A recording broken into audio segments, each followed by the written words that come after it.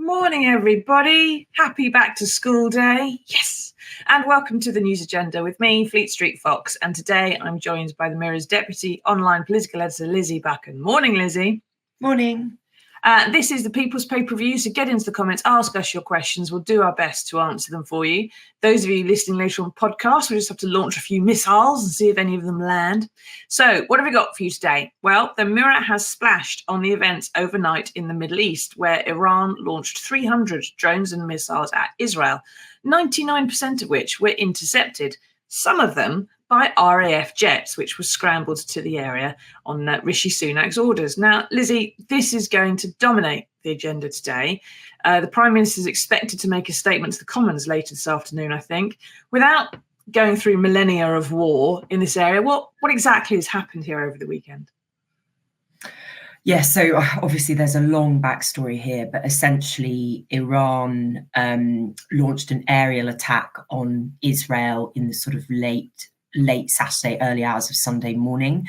There was more than sort of 300 missiles, drones sent towards Israel, which has a famous missile defense system called the Iron Dome. So they sort of pride themselves on being able to repel assaults from this sort of assault. 99% of the sort of missiles and drones were shot down. I believe there was some shrapnel got through and a child was injured, but the majority of the Iranian attack was thwarted by not only Israel, but also the US and the UK. So the Prime Minister yesterday did a short clip from Downing Street where he confirmed that RAF jets had been involved and had shot down a number of drones. So it was obviously quite a dramatic situation. I think the Prime Minister was briefed first on Friday. They had a Cobra meeting.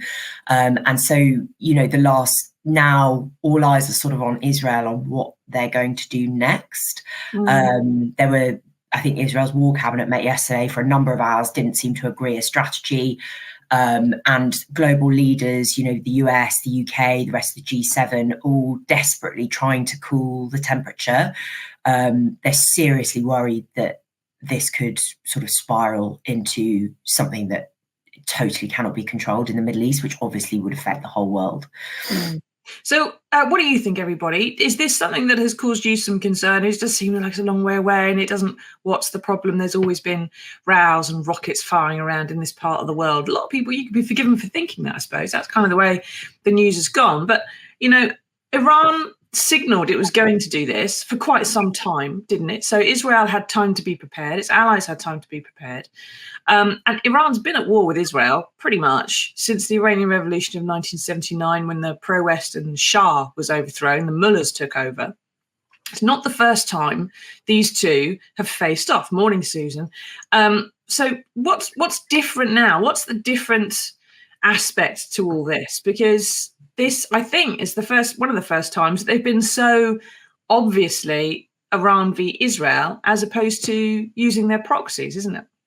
Yeah, that's right. So quite a lot of the time, the fighting is they're fighting a sort of shadow war almost. So Iran's got proxies in, Lebanon, in Syria. There's Hezbollah in Lebanon. They've also supported the Houthis in Yemen. So quite often what you see is there are these sort of strikes between Iran's proxy groups and Israel. But this is the first time, I think, since in decades, certainly, that Iran has launched an attack itself onto Israeli soil. And I think that is quite significant. And then also, obviously, the wider conflict, the wider context of the war the war against Hamas.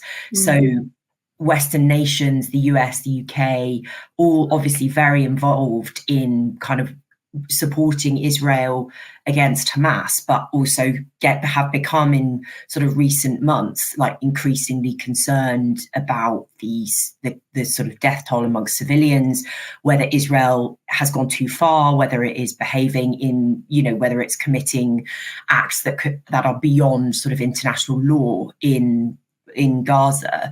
So I think that is an important context here as well, because, some people theorize that what Iran has done is sort of to try and draw Israel sorry, is to sort of try and provoke a war, basically, and to keep the US involved because they've been sort of pulling back a bit.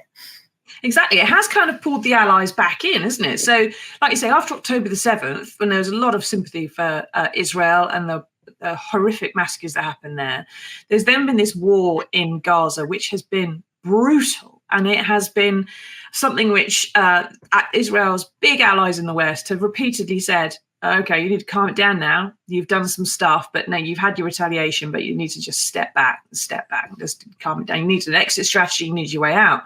Sherilyn's saying here, it's a matter of time. Why can't us English keep out of other people's business? Palestine and Israel is very much our business, I'm afraid, Sherilyn, going back to the Crusades, kind of our fault in lots of ways. But she does say as well that people are going to be fighting over there. It's just a matter of time. But so we've had this sort of situation where the Allies have said, please just calm down. Please stop having such a brutal prosecution of your war. Benjamin Netanyahu, the Israeli Prime Minister, has pretty much ignored that, I think it's fair to say, and said, well, we're just going to do what we're going to do, whatever. And now, because Iran's done this, Rishi Sunak and Joe Biden have ordered their troops to go and defend Israel, pretty much. I mean, Sunak is obviously got some problems at home and will have no harm whatsoever in looking a bit tough and like he's ordering the planes to go off and do something successful. And the question everyone's going to want him to answer this afternoon, if he stands up in the House of Commons, is the parameters of the UK's involvement in this conflict. You know, at what point do we go in? At what point do we pull out? How far are you going to go? Because no one wants to go to war here. It's not our business, kind of, as Sherilyn says. And the Mirror Politics newsletter, which everyone should subscribe to, points out this morning that it's a really sticky wicket when Netanyahu has ignored our requests to calm down, and suddenly we're having to rush in and participate in his war because the alternative is letting Iran, who are run by a bunch of lunatics, just kind of bomb whoever they want. Politically, it's really difficult, isn't it? It's a diplomatic nightmare, I think. I mean, there are many reasons why I wouldn't want to be foreign secretary, but I think certainly at the moment, it's really hard for the UK and for, you know, other allies of Israel who, especially since the bombing of the murder of aid workers in Gaza recently by Israel, so the killing by in a drone strike, that has kind of really caused people to cool off and to actually say, you know, Israel's conduct is really unacceptable. The language you saw out of Downing Street, out the Foreign Office around that was really quite strong. But now they equally they still want to support Israel, but they don't want to be drawn into a battle with Iran, but they don't want Iran to be attacking Israel. It's an extremely complicated situation. And if Israel does retaliate, goodness knows what could happen. You know, the Prime Minister said yesterday that the impact is impossible to overstate on the stability of the region and the wider world. David Cameron was on the radio this morning and he was saying that the UK doesn't support Israel in a retaliatory strike against Iran. But when asked whether, you know, what happens if Iran attacks Israel again, he said, well, you know, that's a different question. So I suppose this is where MPs are going to be wanting to try and dig in this afternoon about, you know, what are the limits of our support for Israel and how far could we go? What kind of conversations are being had? Is it likely that Israel will retaliate? And yeah, so it's a fast-moving situation, a lot of different players, and it becomes. There's also obviously the wider conflict as well between Russia and Ukraine. So you had Russia coming out yesterday urging restraint for Israel to show restraint against Iran, despite the fact that Russia invaded Ukraine. So, you know, there's a lot of players here. Vladimir Putin urging people to be restrained militarily. Yeah. Mm-hmm. Pot, kettle, what colour are you? Paul says, I don't believe Iran wants to escalate the conflict further, but at the same time they would if Israel retaliates against their drone strike. Last night, or this weekend rather, worked out quite well for Iran because, like you say, they want Israel obliterated. They want America to stay involved in that region, and they want to be able to, square off against the great Satan, and it suits them politically at home as well. They've got their own problems. And so by having this drone strike, they've got America and the UK back alongside with Israel. They haven't slaughtered huge numbers of people, so they don't look too bad, although there was a little 7-year-old Bedouin girl who got hit by shrapnel. And they won't really mind too much that I think that their missiles didn't all get home, because the point of the strike wasn't to cause damage and death. The point was to get America back on side and, change the political calculation a bit in the area. And that's what's happened. Mike says, times like these show how irresponsible it was for Sunak to appoint a foreign secretary who cannot be questioned in the Commons. He's got a point there, hasn't he, Lizzy? David Cameron's just really been questioned on LBC. Yeah, that's right. I think, MPs have been, the fact that because David Cameron is a peer, he can't, and not an MP, he can't give a statement in the House of Commons, which is a major problem. He obviously faces questions in the House of Lords, which is not a small thing. There are a lot of peers who are very experienced, who have a lot of knowledge, but they are not the elected representatives that the public has put into Parliament. And so it is not really adequate. And MPs have been trying for a while to try and come up with some sort of solution.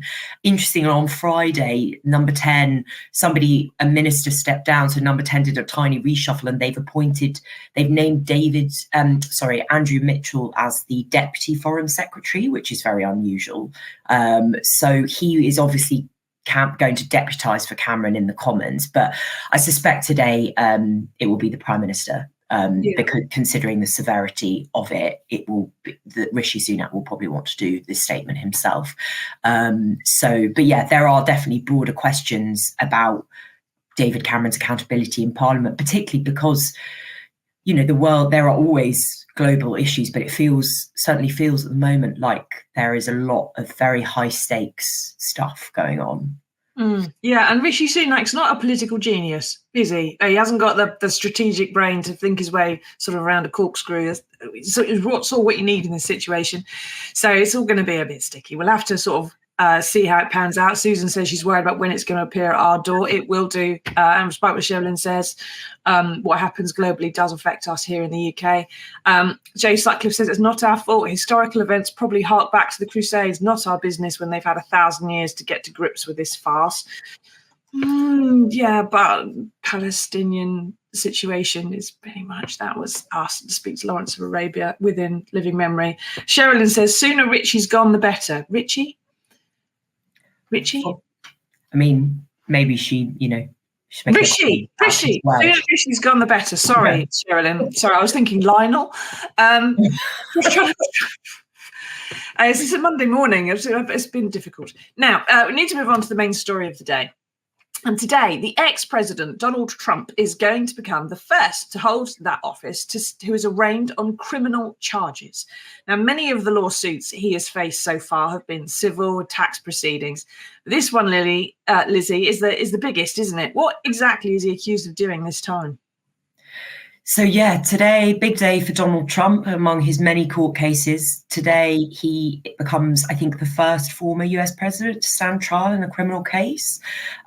So this is what our viewers might remember as the hush money trial. So it's basically Trump is accused of, I believe, falsifying his business records to disguise a payment he made to Stormy Daniels, a former adult film star. So this was just before the 2016 election.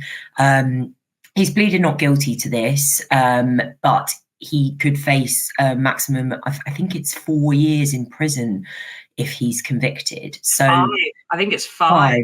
Max. There is also a chance that he could be fined. There's also a chance that he is found not guilty. But it's a big moment. I think they are doing jury selection today, and the trial's going to last several weeks. But it's it's a big reminder of the fact that Donald Trump is obviously sort of, he's got the nomination. He's looking forward to the presidential election, but he's got so much baggage, and all of these different cases he's facing are it just makes the picture extremely complicated.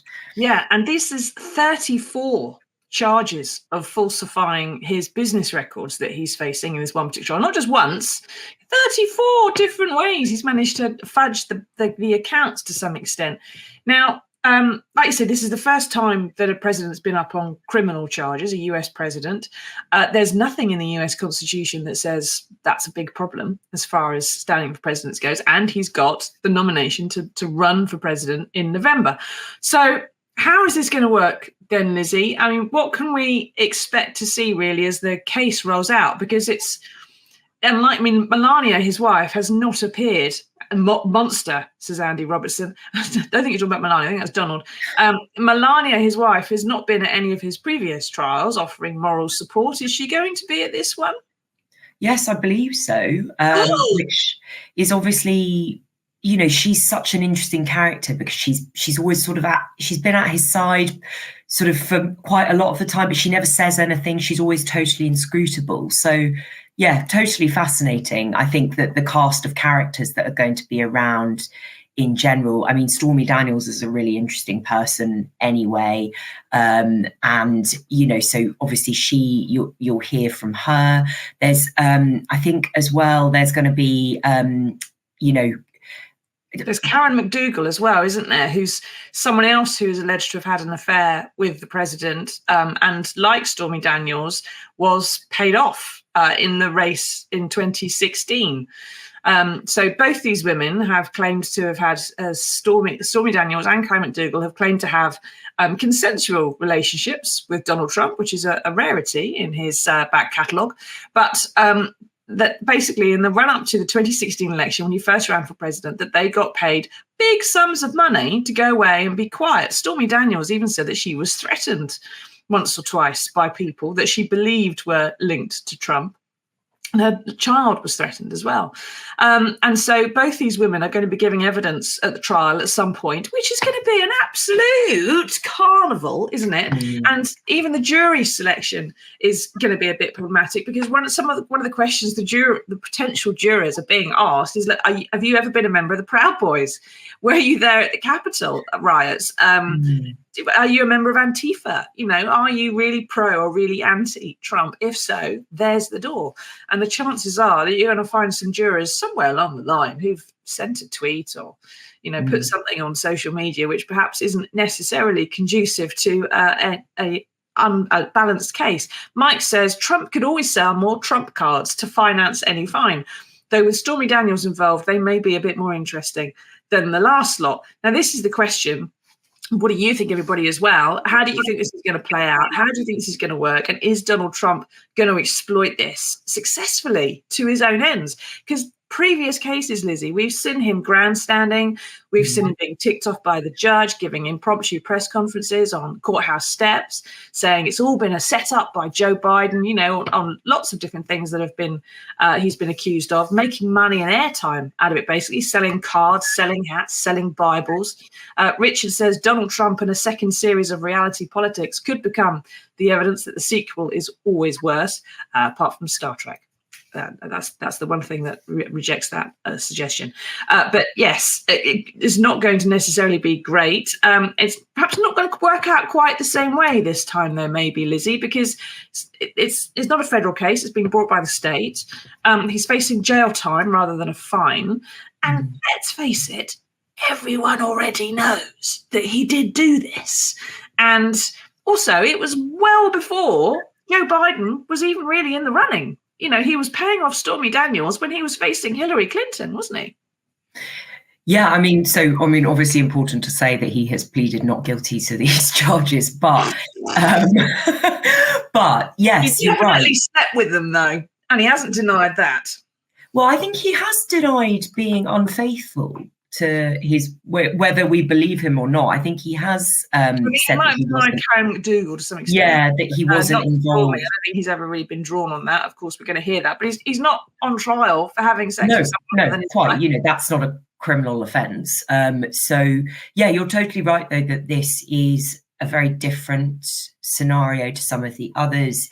Obviously, a lot of the he's managed to sort of find a way, or at least is attempting to use all of this legal action as a kind of campaigning tool, as a way of like getting his message across when all eyes are on him, when he's got lots of media coverage, and to kind of continue pushing that narrative that like he's a sort of outsider in some ways, which he is not, obviously, that the political class, the legal system are all trying to stamp out his message. You know, he's telling the truth and they just can't handle it, so that the courts are going to try and silence him, that sort of thing, which is obviously nonsense. But, you know, that works very well for his campaign strategy and to sort of the voters that he's trying to speak to. But this stuff happened pre-2016. So it is quite difficult for him to say it's Joe Biden's fault, or that this is being done was done to undermine him, because obviously it came out when he was president, but all of these events happened before, certainly. I mean, he couldn't even blame Hillary for this one. It's not like, you know, she made him pay off somebody, if that was what happened. Scott on Twitter says, all going well, he could soon be the first ex-president in the cells. That's possible. But, you know, is there a chance he could get off here, I suppose, Lizzie? This isn't whether he had an affair with either of these two women, but whether they're paid off. It's not even about whether they're paid off, to be fair. It's about whether his company accounts were fudged to hide the fact they were paid off. It is whether there was a cover-up of the payoff.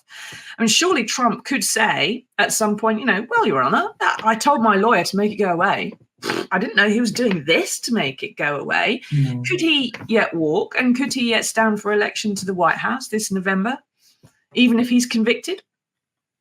I don't think there's anything that's to stop him necessarily. I mean, there's nothing in the Constitution that prevents him from doing so. Though obviously, if he was in a jail cell, I think they'd have to.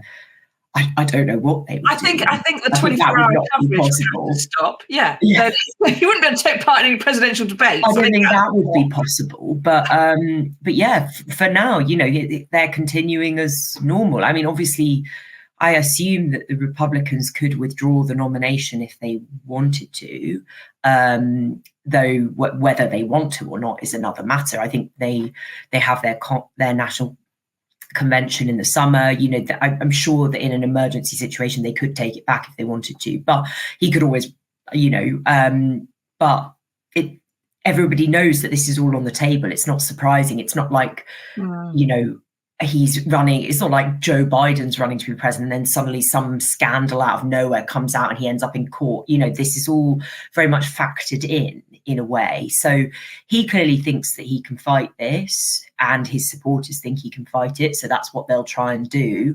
But I mean, it's going to be a bit of a white knuckle ride, isn't it? It is. It's astonishing. But to think as well that, you know, you could end up having a presidential debate where one party's in an orange jumpsuit and chained to the podium, or perhaps doing it from his cell on a payphone and getting the beeps and got to feed the quarters in as he's going.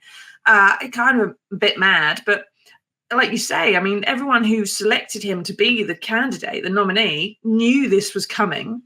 I suppose the thing will be if there is a conviction, or at some point during the course of the case, if the polls for Trump, which currently show him kind of neck and neck with Biden, edging ahead in some places, if the polls really fall off a cliff and the Republicans look like they're going to be trounced, that's the only way really that I think when it goes to the convention in July, they might put someone else back out on the floor and say we've got to switch him out.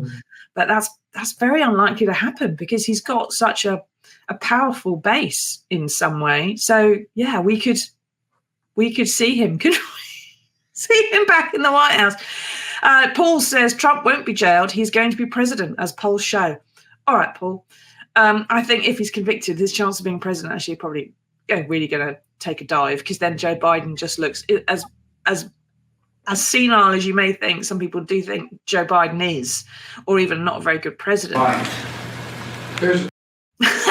Which would be the main reason to make him commander-in-chief, because you know if you're a member of the American forces, you're going to take the orders of a convicted felon. I don't think so. if you are Secretary of State for War or Secretary of State in the US, are you going to follow this man's instructions? Who's going to be actually running the country? If this guy's in a prison cell, he's not going to be in the White House. He's not going to be in the Oval Office taking instructions or issuing instructions to anybody. He's going to be in solitary, in Supermax. He's a bit stuffed, really, in terms of running a country effectively. So it's his vice president that's going to be doing all this. Do we actually, Lynn says if he goes to jail and becomes president, all he'll do is pardon himself. Can't do it on this one, Lynn. These are New York charges, right? So the state charges. He can only pardon himself for federal crimes. These are state crimes. He goes to jail if he's convicted, and that is that. He can't pardon himself for this one. But do we know, Lizzy, who might be his running mate? Because it's that VP, if he's convicted, which is going to be, quickly Google it, which is going to be the actual person who's doing the effective day-to-day running if he were to win the election. And I think he hasn't offered. Normally during the race to be the nominee, you buy off one of your opponents and say, come and be my VP, wouldn't you? And he didn't do that, I think, during this race. He didn't offer it to Nikki Haley. He didn't offer it to Ron DeSantis. Some of them pulled out, obviously hoping they would be a running mate, but it hasn't happened. So he hasn't nominated who his number two is going to be. Yeah, and I think that Nikki Haley didn't seem to want that as well. She wanted to stay in, and she wanted to. I suppose for her as well, there's always a chance that you set yourself up as the kind of backup candidate, if you see what I mean. So that obviously if this all falls apart, that there is somebody that the Republican sort of grandees look around and say, oh God, this is really going south, like we're going to have to get somebody else in. That would be a good space that you'd want to be in. But I can see for a lot of people, Trump's such a difficult character. He burned through so many people when he was in office last time. I don't know whether there are many people who would really want that job. I'm not sure who he's thinking of. I know they're certainly having conversations, but I think that the pool of people that you can choose from is probably quite small now. Yeah, exactly. I think Mike Pence, his VP before, obviously was someone who was right at the heart of the insurrections on January the 6th and who Trump blamed. And to some extent, the guys who took over the Capitol, who stormed the Capitol, were looking for Pence. They wanted to lynch the man. Lynn says he might get immunity. Don't think you do from state crimes. I think it's the same situation. And the lotion on its skin said something that I've just forgotten, but I can't remember the name. But he said Stormy Daniels for VP. Thank you very much, Will. So we'll just have to see, won't we, how this all plays out. But it's going to be entertaining, I should have thought. Matt says it's important to remember this trial isn't about hush money payments or Trump having an affair. It's about whether he falsified his company accounts. A bit like how they got Al Capone in the end. It's always the cover-up. It's always the tax man. He's more relentless than the wheels of justice. Right. Thank you for that, Lizzy. We do need to move on. We found some good news in the world for you. Here it is.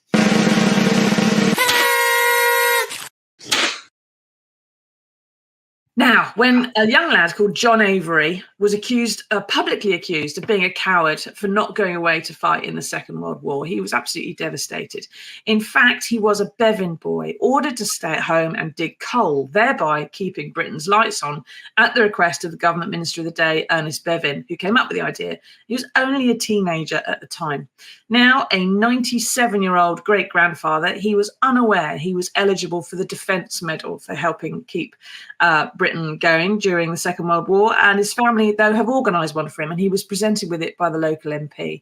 His daughter said it made up for a lot of the pain he had suffered, and the photographs there, you can see he's A, highly delighted, but B, when he got the medal, he was in tears. It meant an awful lot to him. Lizzy, is this proof that it's often the people who plug away quietly below, not those who make a lot of noise and fire and kerfuffle above, the ones who deserve our attention? Yeah, I think this is really moving. I actually looking at those photos makes me feel like I want to cry a little bit. Yeah, I think, there are so many people. Obviously, we want to reward people for great acts of service, but there are so many people who are quietly kind of getting on with stuff that actually is making a huge difference and no one really knows about it. I always think this when we cover the honours lists, like the New Year's honours, the King's birthday honours. And we write stories about, the celebs, and there's always like some dodgy political nominee or something like that. But then there'll always be some person who's been, you know, volunteering in a charity shop for 80 years or something like that. And you just think this is doing something in their community that really makes a difference to people. And obviously also these are the people that the medals and the honours mean a great deal to. And I think it's really nice that, you know, this John Avery obviously had quite a tough time and was made to feel like he hadn't been brave enough, that he hadn't done the right thing, while still sort of serving his country in a different way. So I think it's really nice that he's been recognised. Yeah, I think, as I imagine at the time, that the people who are running the country were doing an awful lot of praise for the young lads who were signing up, and then the conscripts who were forced to go away to war, and making a big fuss about their bravery, and making less of a fuss, therefore, by comparison, about those who had to stay at home and do work like this. My grandfather was much older than John was at the time, but he was in a reserved occupation, so he was an engineer, and he was back sort of making armaments and bullets and stuff like that in a foundry. And you know, he was in his, I think, 40s, 50s at the time, and you know, we wasn't perhaps expected to fight quite so much, but it was just as important as the people who did go. My other granddad, who did go over at D-Day, you know, they both did their different ends of things, and people like John deserve all the credit they get. It's just such a shame he's had to wait until he's 97 to get the blimmin' medal.